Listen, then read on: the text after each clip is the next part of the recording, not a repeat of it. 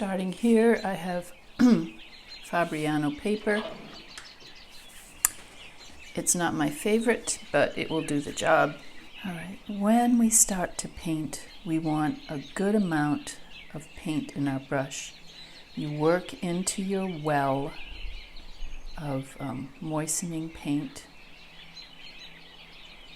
and work it so there are no particles floating around in the paint that you're going to use. And it's a good consistency. I also have other paint here. I often leave some on my palette to help soften or neutralize the paint I'm going to use. So we can see here I have a good amount of paint in my brush. So let's check it out. Let's see how much. Yeah, see, that's a good amount. Now this paper is totally dry. Oftentimes I will wet it lightly with a clean sponge. Let's hope my sponge is clean. Nope, not totally, but that's okay. It had been before I set it down near the yellow. Just by going over a fresh sheet of paper, letting it dry a little bit, would often help the paper to accept the paint a little more. Let's try this in a spot where it's a little more damp. There's a bubble there. Just going to touch that bubble. Now this paper is curling slightly. So it looks like I have a good amount. If the paint is too wet, look at that. Can you see that little dib I have on the tip of my brush? So I'm going to get rid of that. Just touch it to my sponge, and then I can press it again. I have a good amount of paint. It ended up touching, see how it leaves the more paint there? It's because that's where I lifted the brush off at the end. So if you want it more evenly, press it down and try to lift the brush evenly off the paper. You can even switch your grip on the brush. I think I have a habit of leading off and leaving the tip on last. So a nice brush stroke with this brush. It's very versatile. You can start very thin. You can start thin and then just press down on the brush for that type of stroke. So it's a thin, the very tip, just the very tip of the brush, touching the paper, dragging it, then pressing, and I continue to drag, and then I'll lift back up gently and watching the tip of that brush so the tip is dragging again. Let's try that. I could feel my brush drying just slightly as I lifted that up. And as you notice, I just touched the very tip of that in the water, not the whole brush, just the very tip. And when it touches the water, the osmosis, the connection of the water will be drawn up into the brush and spread through the brush. So I'll mix it back in with my paint, and then I will try again. So I'm going to drag just the tip of that brush, trying to see how you see it. Tip of the brush dragging, press it down, lift slowly, a little twist of the brush, and lift it up again. Now that's in slow motion, which is tricky to do. So this time I'm going to do it a little more naturally. I'm going to touch the brush, the tip, press, and lift. So that's a nice flower petal. See how that makes a nice flower petal? And if you leave it like that, that'll be good because then it's a natural look. So some areas of the petal will be a little darker, and in nature that's the way it is. It's darker and lighter in different areas. Also, if you want, you can get some other paint. I'm going to grab a little green here. pick it up from my palette, pick it up from the well, check it on my palette. It's got some bubbles in it. But I want this a little wet, and I'm just going to touch and drop some right there. And that's going to spread out, and it's going to change the color of that solid blue a little bit. If you want, you can also tilt your paper to spread it. That's become fairly dry, so it's not going to spread a lot. All right, let's try again.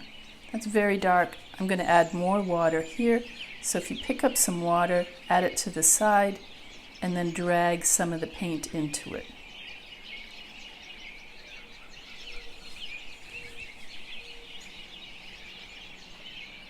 Touch, drag, press, drag. See how light that is? Now I can pick up a little of that green, touch it here, and you can see how it will spread.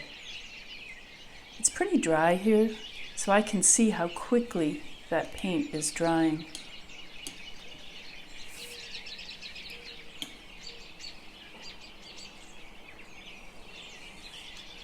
So it can make a difference what you want to do, how quickly it's going to dry. This has a lot of pigment. That's going to take a while for that to dry.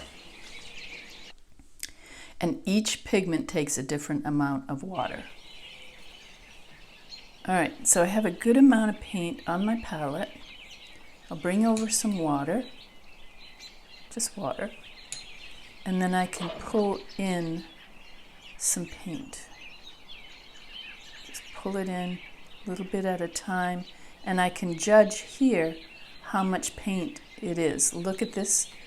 I know it's quite light, so I can bring in a little more paint.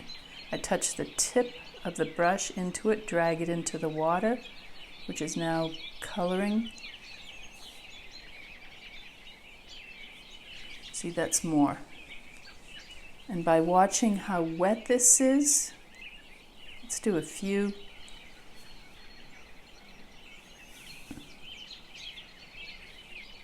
I can see it's wet. I can pick up a touch of the blue and drop that in, and that will spread throughout the green while it's still wet. Let's look at the amount of water that we're using. I've tilted the camera now so you can see a little better. If I put water here, you can see, I'm going to lift this up. You can see how wet that is. It's even reflecting the trees outside the window. So that's going to take a while to dry. But while it's sitting there, you can also pick up a little paint in your palette, bring it over, and just touch that. Just drop it into that wetness. Here we grab a little green, and we're going to touch the other end. And we'll see how that spreads around and creates its own interesting effect. Okay. Very wet, almost too wet. So now I'm going to pick up some more water. I'm going to come, grab some paint. Again here, just touch the tip of the brush into the water, enough to pick up a little more water through osmosis. Mix it into my paint, and now I'm going to paint here. So see how that's wet? I'll just do one more pass on this. It's wet, but not as wet as what's behind it. This is the sheen stage. See how the sheen is happening right in here. It's a little more wet here. This is quite wet. And this consideration is what really makes a difference in watercolor. And as we wait, that will dry to more of a matte look. I'm going to try another. Yep, that's almost matte now. And this one is more matte looking. See how it's changing the color. This back here is still very wet, and sometimes you have to take your head and tilt it down instead of, see, it doesn't show so much here. You have to get down to where you can see the light coming in and bouncing off that water. So here we have wet, wet, here we have the sheen, and here we have matte. It is not totally dry because if I touch it with the back of my finger, I can't show you that right now, but I use the back of my finger, I can feel a coolness there. And the coolness indicates that it still has some moisture in it. So being aware of that, and it takes a long time of practice to learn the different stages. The wet, the sheen, see the sheen, it's still shining a little bit there. And the matte, where it's still damp, but it's not shining as much. And each technique requires a different timing with the watercolor. Notice how this that I did earlier, notice how the tip parts of it got so dry so quickly, it's separating right here at the edge. That was not a consistent wetness. Part of that is also this paper I'm using. Here's my early look how some of those are still wet. And you can see how they react to the paint.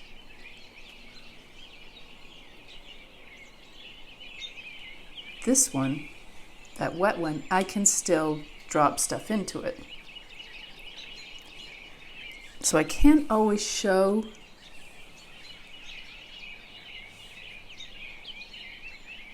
when I'm painting the different stages of dryness. Watch this. There was a sheen still on that one, and look how the paint is bleeding out. Now if I touch that same brush to dry paper, it is not going to bleed because it's dry. What if we touch it to the matte?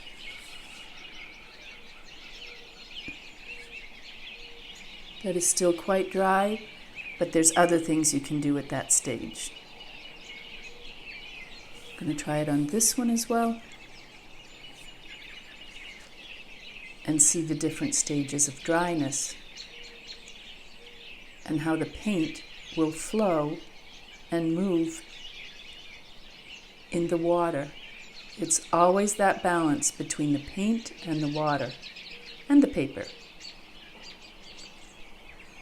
I'm using this paper for demonstrations because it's not my favorite, but it works well for demonstrations.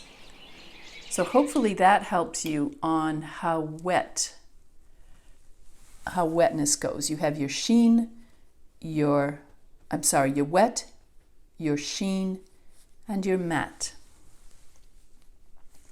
Different techniques will take different stages of paint. Let's try.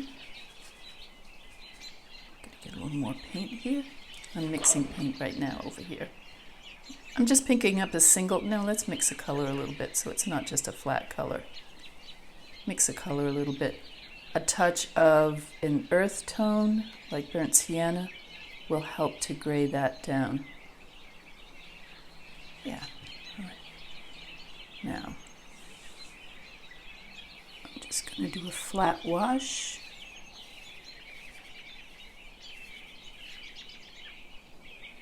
Get it down as quickly as you can and leave it. Let's do a close-up on that. I'm going to just move the camera. So there's a flat wash. You can see that nice sheen. It's not matte yet.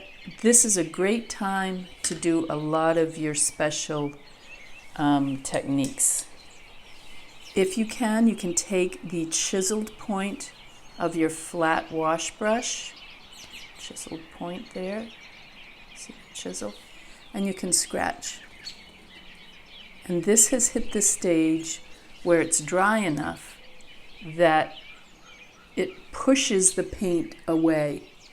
If it were a little more wet, and this is tricky to do, 3 hands going on here, folks. If it's a little more wet and I drag that across and basically kind of scratch the paper, you can see that the paint is still wet and it flows down into that little trowel and it creates a dark line. Where if it's a little more matte, it pushes the paint away and creates a light line.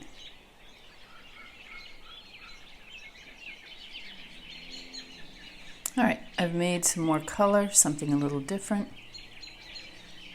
Checking the water amount. If I want a little more water, of course, I can just touch the tip of my brush into the water. Sorry, I have something here. Just the very tip of that, right there. Just to pull in a little more water, mix it equally on my palette. And I'm going to try another technique. I'm going to go over here. Lay down a flat wash.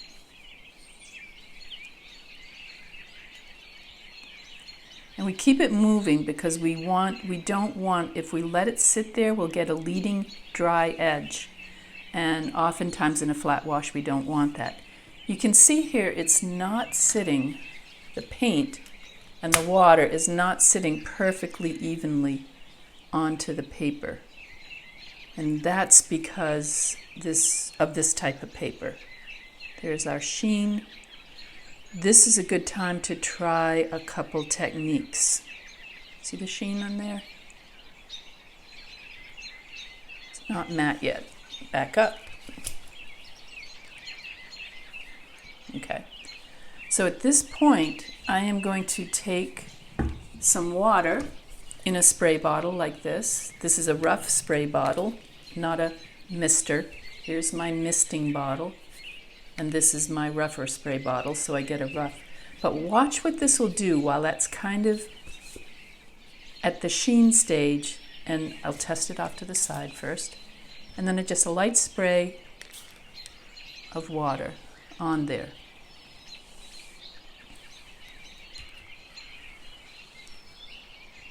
And we can watch as that spray pushes the paint a little bit and creates a beautiful texture.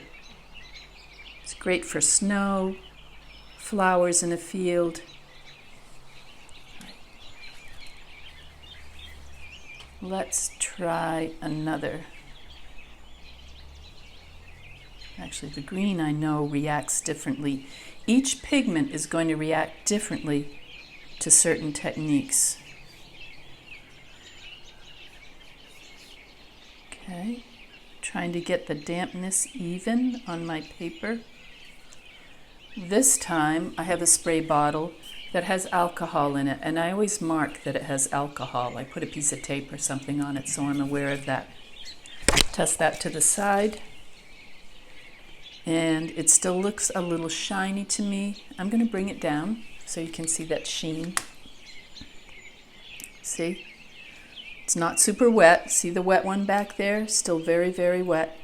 This one has a sheen. You can see the texture of the paper, but it's not matte yet. See how this side of this one has gone matte? This still has a nice sheen. I'm going to take the alcohol and do a spray as I did on the other.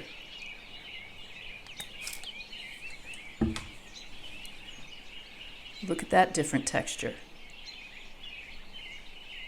Partially that texture is because of the pigment, that green pigment I used. I'm going to try a different pigment.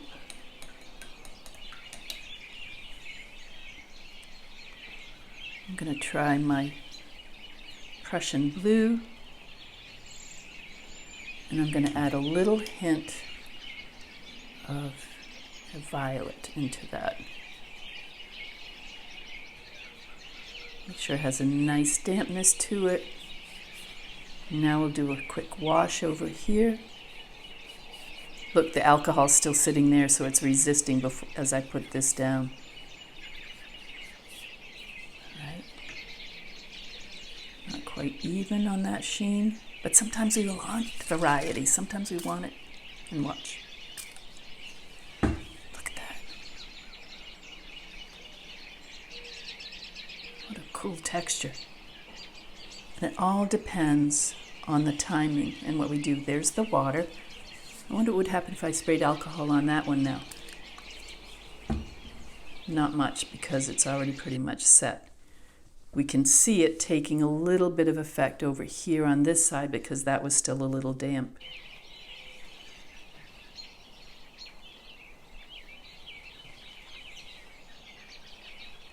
Let's look at it from straight ahead. All right. Now this next technique is going to take a little time because it has to dry. So I'm picking up some paint again, same colors, doing a flat wash, getting a little dry. That's all right. For this technique I want it a little dry. You can see, watch up here, the alcohol hasn't quite dried on the paper. So that's creating resist up there. Once that goes away, it won't happen. But here is virgin paper. Let me come down. All right, let's check the sheen. Checking the sheen on this. See how we have to get down and get the light to shine on it to see where we are? That's a good stage for something like salt. I have this nice little beaker of salt. I think it was from some saffron I had once. Saffron, that very rare flower.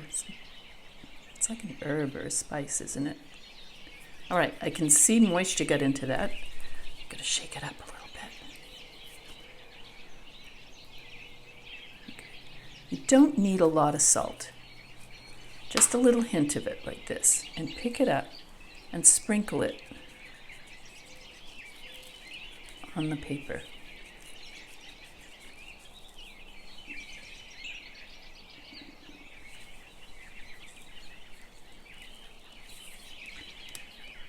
I may have allowed this to get a little too dry. Let's see if we can see the salt. So we can see here it's quite dry. Up here it's a little more damp. And I think that green is again affecting my technique. This is why we practice. Sometimes the type of pigment, the color, will affect your technique. This green seems more resistant to doing special things than, say, the blue. I'm going this time into some ultramarine blue over here. Ultramarine blue. Mixing up a good puddle here. I can feel it's a little dry. Touch the brush. I can go into my darker water because this is a darker color. If I were using my lemon yellow, I would use absolutely clean water. All right, a little more. All right, let's try it here. I'm going to try two techniques here. All right. Here, a little more of the blue. This one I'm going to put down a little irregularly because of the technique I want to do with this side. Get some burnt umber. Drop it in some other spots there. Okay. Now we look for the sheen. It's drying very quickly. I need to move right along here. The first technique is with some salt, as we did before. And this salt has got moisture in it, so it's not... There. I can already tell that this is going to have a nice resist. And this is with a plastic wrap. Please notice that right here,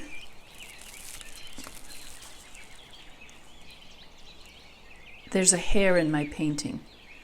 Unless it's going to create a problem, like on someone's face or something, just leave it alone until later. With the technique I'm doing with the plastic wrap, it's not going to affect it. So we lay the plastic wrap on, and I can see I'm not moving fast enough. My blue got dry already. I'm going to just re-wet that blue. Hopefully you do this in one stroke, but I've gotten talking, so I've been talking. And you can move and shape the plastic wrap into shapes that you want. See how you can move it around? And then you press it and just kind of let it dry at that spot. I've seen the salt work so much better before. I'm not really happy with what it's doing here. Again, it may be the paper. But these two techniques with the salt and with the plastic wrap, you have to wait until they're dry. So we'll come back to this in a moment. It's been a little while, so let's check what these techniques did. Here, now that it's dry, I can just brush that salt away. Same here. Whoops, it's still a little damp. And then let's look at these.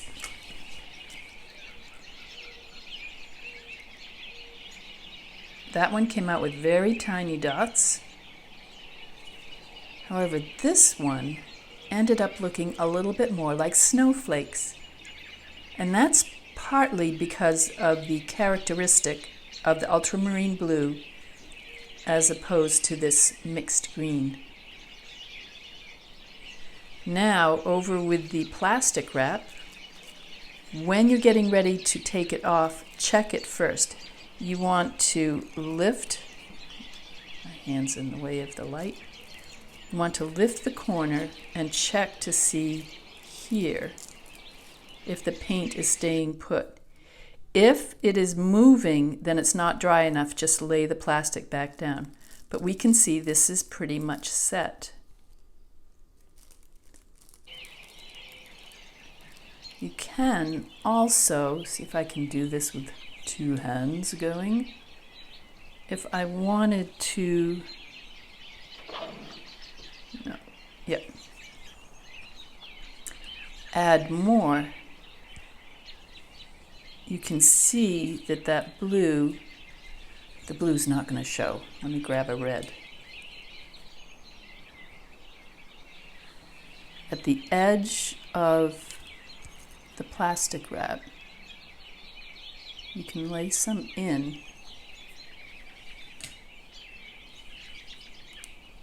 and it's going to spread up into the plastic wrap. Let me move this. See how that's spreading? And it's going to create a really neat line when we take that off. I would again wait for that to dry.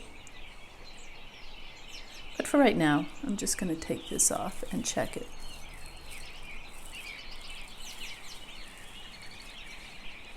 See? Look at that texture.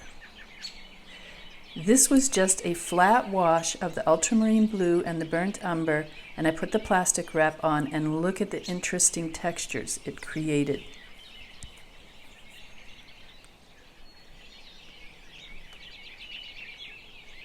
This can be used for so many things. Rocks, branches in trees, lily pads if you shape it right. That's a really fun technique. So here are some of our practice techniques today.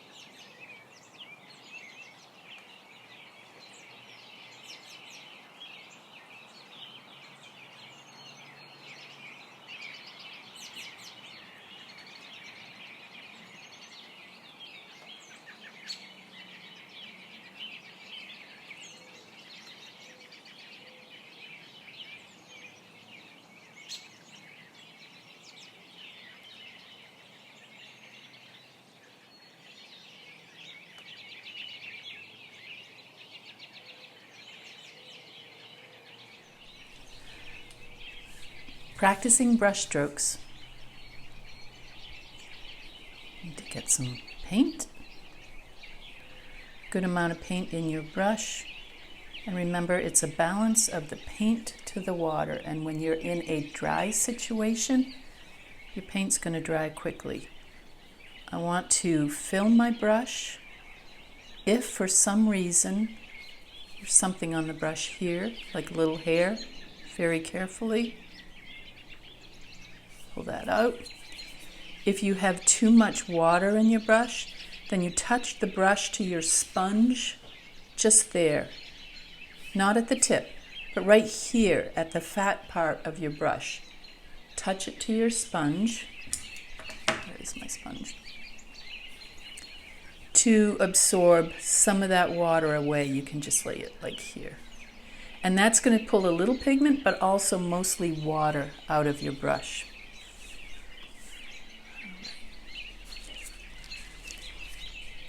Here. This is a wonderful brush. Very fine tip. I'm going to move in. Oh, I don't know if I can. Okay. A thin tip, you touch the tip,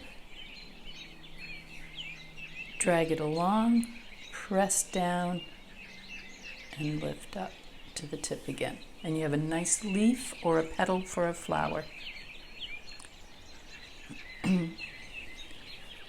So, see how if I look at the brush right here, it looks rather fat. I'll turn the brush slowly until I find the thinnest part of the brush, and I'll touch the paper at that spot. Touch so it's thin, and then lift up. Touch, press, lift. Touch, press, and lift. Now those are petals that have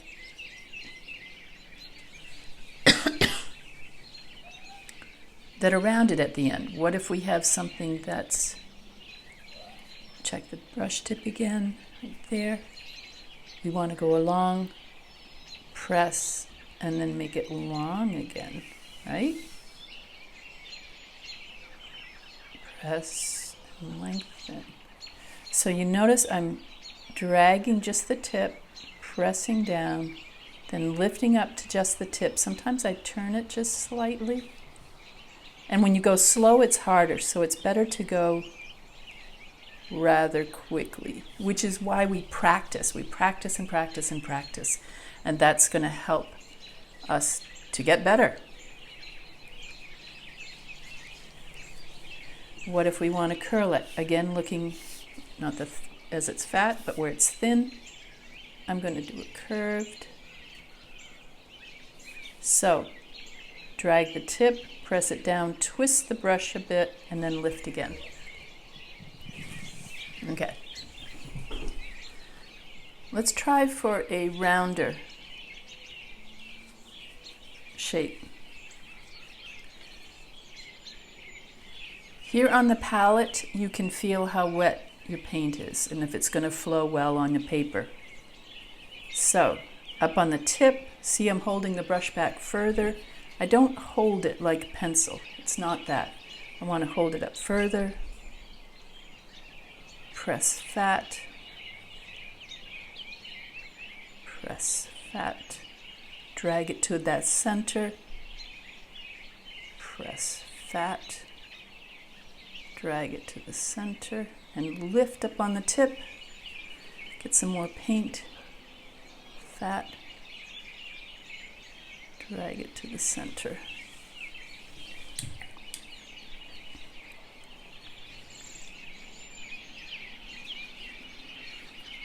Right, and if you want, you can add a little more warmth out on the ends of those petals. This is going to dry quickly, so I know because of the type of the paper that I'm going to end up with a dry edge there. You've tried long, thin strokes. Oh, here's another mark. If you want a nice straight line, a nice thin straight line, tilt your brush so it's at the thin part. If you try to drag it along slowly, it works pretty well. But look how it's a little irregular. This time, I'm going to consider it in the air, and I'm going to drag faster. It creates a better line. Know where you're going, and then just do it.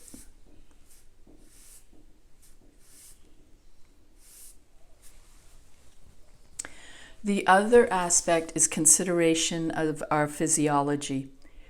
Our hand naturally does a curve this way. Our elbow likes to go in this direction and not this. This is awkward. This is not how we're made. We're not made to go straight up so much or straight down.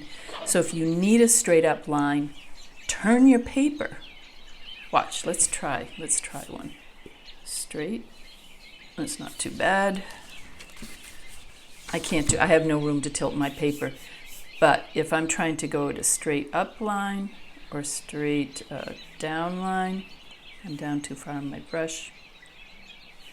If I tilted the paper and made that same line, it would just be a fresher, cleaner line, because this is the natural movement of my body. Let's try the flat wash brush, also very versatile. I'm just picking up some paint that I have here on the palette. I don't have very much. I can tell, see how thin it is there now? If I pick up some more, it's going to be a richer color. Yeah, okay. Nice flat strokes here with that brush, or very thin strokes. Notice how I'm bracing my hand with my other hand. It's kind of like this, but a little more expressive. We can also take this brush and turn it to be very thin.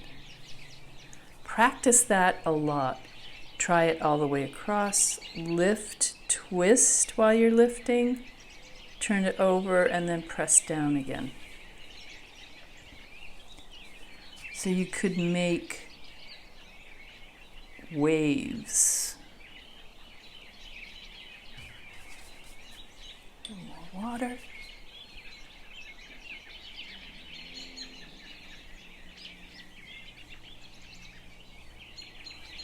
See? Nice, you have waves, they look very natural. Again, we can always double load the brush, although it tends to look very much like you can't do this too much. It's too obvious.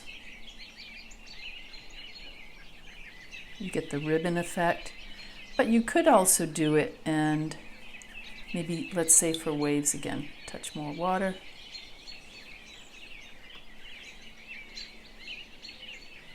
Look how I let that go dry brush a little bit. Now it looks like foam in the waves. Need more paint. I did not prepare for paint here. And there are some waves. Learn what your brush can do. Learn the different strokes it will make. And then practice, practice, practice. This brush does a knife. If I set this brush down and hold this tip, not moving, but bring the other tip around it, you can see that had a little particle in it. See the little blue particle there? Hold it down, bring the brush around. So if we double loaded something like that,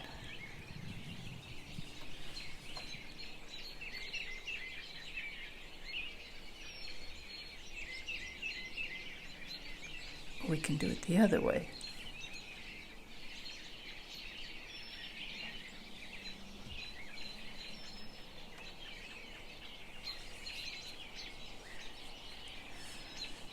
Again, knowing your paper, look how this is drying here. Sometimes there's a trick you can take.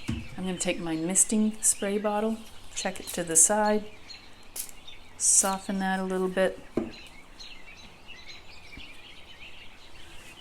touch it with a paper towel, make it look more like spray, water spray in the ocean.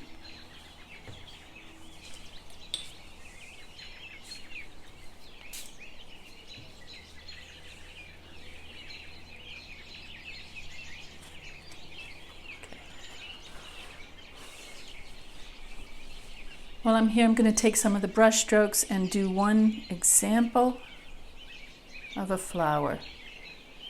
I mix up my paint. Notice by touching into whatever colors were there, it softens that green. It's not just a straight out of the tube green. I want to check the thin part of my brush again, not this. See how it's fatter there? I want to go thinner.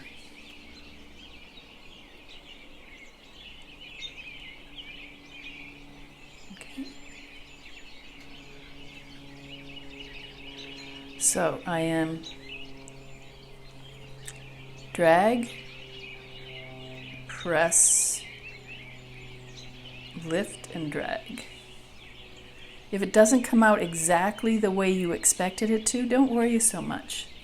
It's just kind of nice to have it be interesting. I would turn my paper, so I'll turn my body.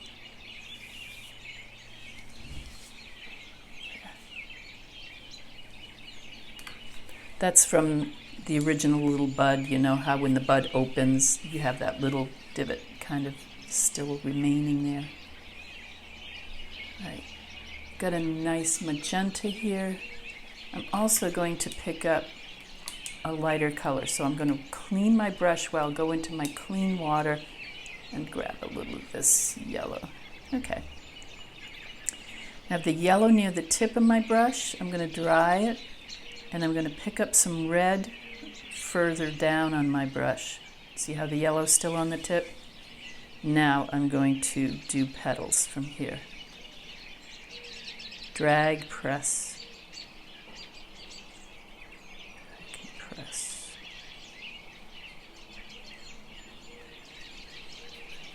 I know that's going to dry because of the type of paper, so I am going to bring in a little more color on that, which I didn't want to do, but I had to because of the way it was going to dry.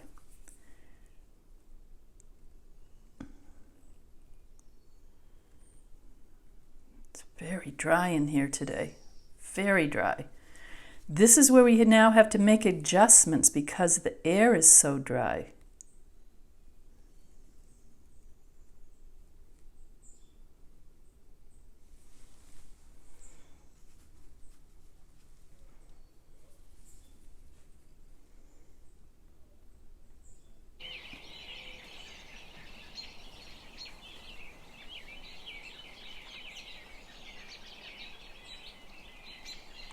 Things in nature, you want them to be irregular.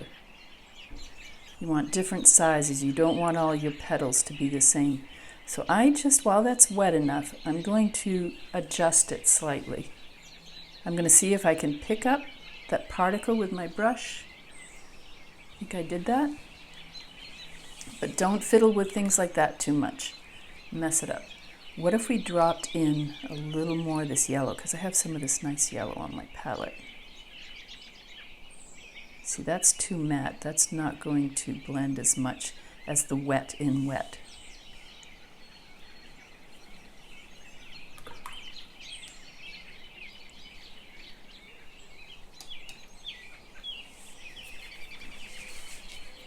Very simply, with a very few brush strokes, you now have a nice little flower. I'm going to add a little dark center right here. Just a couple touches there.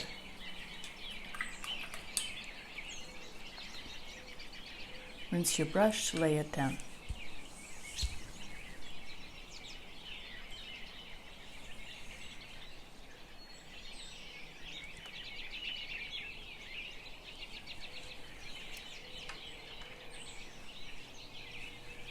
Let's try a fatter flower.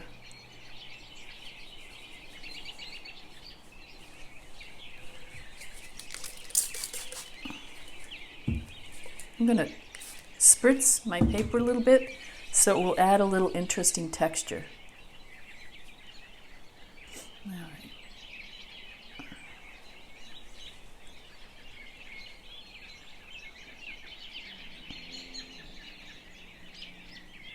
I want a fatter petaled brush. Stroke, to create fatter petals on my flowers.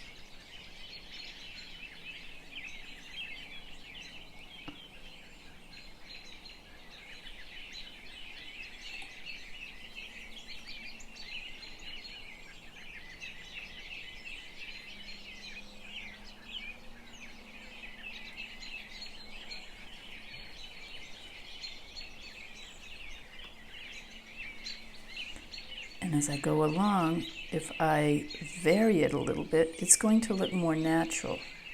Because again, in nature, things are irregular. They're not perfectly regular. This will just be a little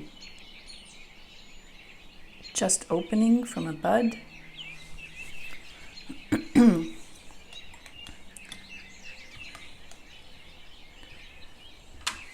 Grab my round brush, get some paint in it. Got a cat hair on my palette, have to get rid of that.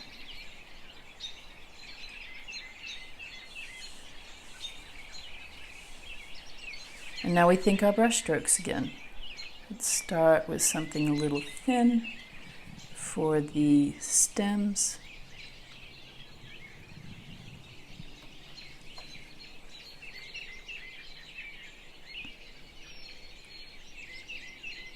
The stem is going in behind. We have to make it logically come up to the center. And let's give it little fatter leaves.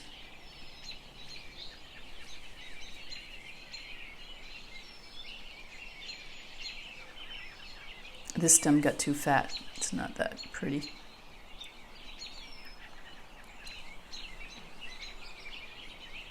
Here I'm not really even dragging, I'm just pressing down to get the leaf.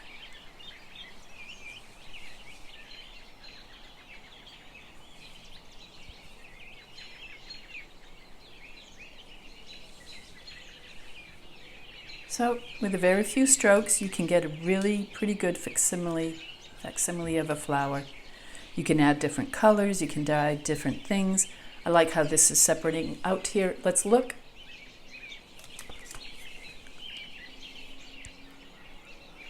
Get some nice strokes. You can see that's still wet there. See the sheen? It's still wet.